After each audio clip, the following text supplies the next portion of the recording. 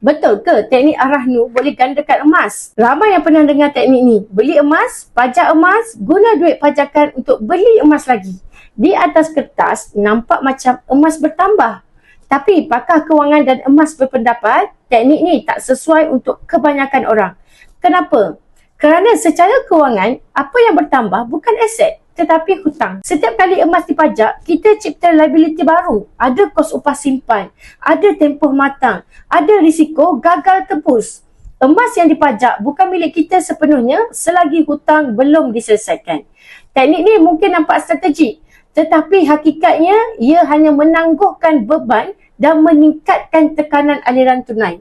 Lebih membimbangkan, ramai yang terperangkap dalam kitaran pajak semula hanya untuk menutup pajakan lama. Akhirnya, emas tak bertambah, hutang pula yang berlapis. Emas sepatutnya berfungsi sebagai simpanan yang kukuh dan selamat, bukan alat untuk mencipta hutang. Jika matlamatnya nak gandakan kekayaan, ia sepatutnya datang daripada pendapatan, bisnes ataupun pelaburan yang produktif, bukan melalui leverage hutang ke atas emas. Ar-Rahnu ada fungsi. Ia sesuai untuk kecemasan jangka pendek. Tapi menjadikannya strategi gandaan emas perlu kefahaman dan disiplin yang sangat tinggi. Kerana dalam kewangan, yang nampak bijak belum tentu selamat.